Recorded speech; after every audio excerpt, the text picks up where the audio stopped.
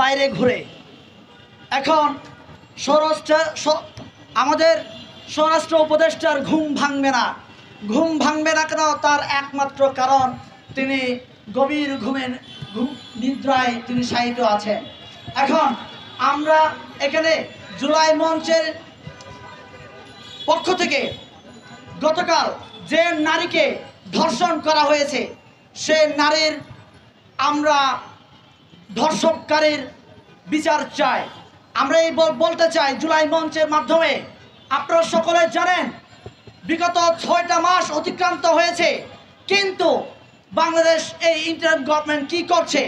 এমন একটা বিচার, এমন একটা এক্সাম্পল ওরা দেখাতে পারবে কিনা যে ইন্টারিম গভর্নমেন্ট জুলাই বিপ্লবকে ধারণ করে এরা বাংলাদেশের জন্য নতুন কিছু এনেছে? এরা যা করছে বিগত ফ্যাসিস্ট হাসিনা যাই করতো তারাই তা করছে।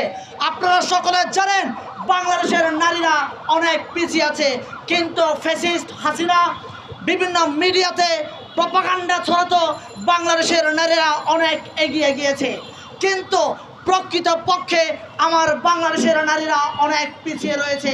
ঠিক যেমনটা বাংলাদেশকে উন্নয়নের রোল মডেল হিসেবে দেখিয়ে বাংলা যে বিভিন্ন মিডিয়াগুলোতে প্রপাগান্ডা ছড়াতো। আমি তীব্র নিন্দা জানাই যে এই হত্যাকাণ্ড তিনি প্রকাশ্যে দিবালোকে ঘুরে বেড়াচ্ছে। শুধু এরকম ধর্ষক নয়, প্রত্যেক ধর্ষকের পিছনে প্রত্যেকটা ধর্ষককে কোনো বিচারের আওতায় আনা হয় না।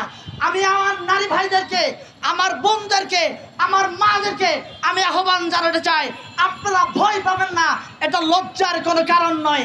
আপনারা বলেন, আপনারা সকলে জানেন মেয়েদের প্রতি মাসে পিরিয়ড হয়, কিন্তু এই পিরিয়ডের একমাত্র প্রয়োজনীয় উপাদান স্যানিটারি ন্যাপকিন। এই স্যানিটারি ন্যাপকিন উচ্চ মূল্য বিলাসী পণ্য হিসেবে বাংলাদেশের গভর্নমেন্ট তালিকাভুক্ত করে রেখেছে।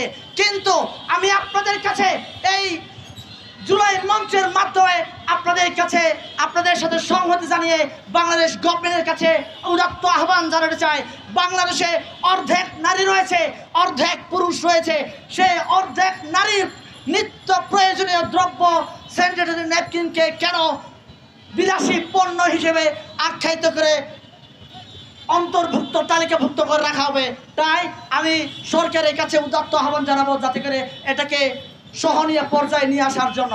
পাশাপাশি যে এই ধর্ষণ কাণ্ডের সাথে যারা জড়িত রয়েছে প্রত্যেককে বিচারের আওতায় এনে কঠিন শাস্তি নিশ্চিত করতে হবে, যাতে আমার বোন, আমার মা আরেকটি ধর্ষণ যাতে বাংলাদেশে তৈরি হতে না পারে।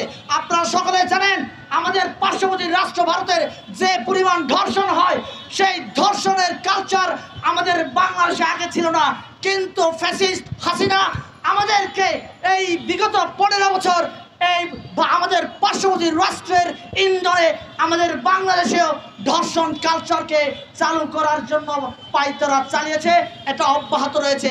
তাই ইন্টারিম গভর্নমেন্টের কাছে আমার উদাত্ত আহ্বান, আপনারা সংস্কার করছেন, কি সংস্কার করবেন? নির্বাচন আগে নাকি সংস্কার আগে? আপনারা আমাদেরকে ডিভাইড অ্যান্ড রোল পলিসিতে আমাদেরকে ফেলবেন না।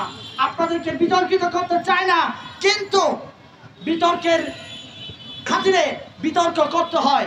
আপনারা কি করছেন? ধন্যবাদ।